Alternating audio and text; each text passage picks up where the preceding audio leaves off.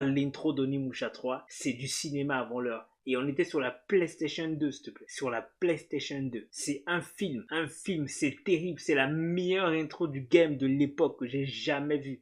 C'est-à-dire, tu démarres le jeu comme ça, dès que tu le lances, ça termine, tu te dis, ok, je veux passer un bon moment. Tu fermes la porte à clé, tu dis, venez pas me déranger, il y a personne, même si la Terre va disparaître, je veux rien savoir. Parce que là, c'est ce que je viens de voir là et je suis dedans. Voilà, je m'en fous. Même s'il y a les militaires qui viennent, même s'il y a le nucléaire, je m'en bats les steaks. Ouais, c'est ça, c'est terrible. Mais laisse tomber. Tu regarderas, tu verras, c'est une masterclass, c'est beau. Et à la fin, on te présente Jean Reno et tout. Oh là là, non, c'est une masterclass.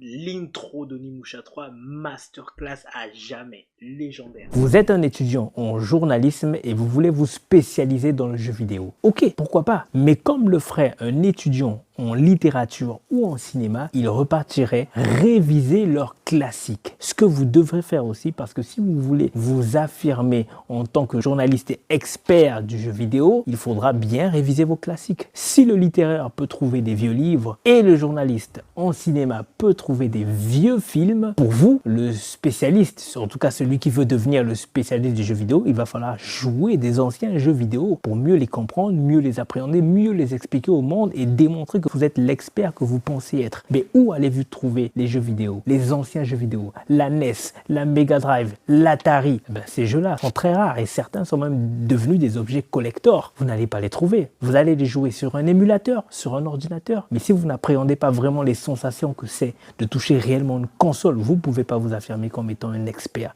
Vous devez comprendre et le jeu que vous jouez et la console que vous avez en main. Donc, GameLoan est la solution pour vous. Parce que grâce à GameLoan, vous allez pouvoir trouver des vieilles consoles rétro qui sont chez les voisins, qu'ils pourraient vous mettre en location pour le week-end, la semaine ou voire le mois. Parce que je vous assure que dans nos caves, il y a des classiques qui dorment. Ça se passe sur le site gameloan.fr. Allez sur le site GameLoan et soutenez-nous.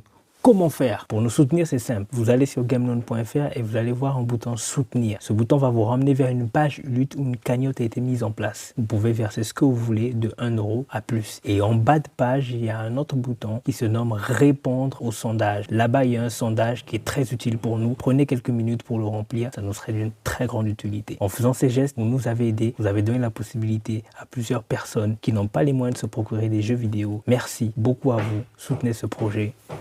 Like, partagez. Ciao.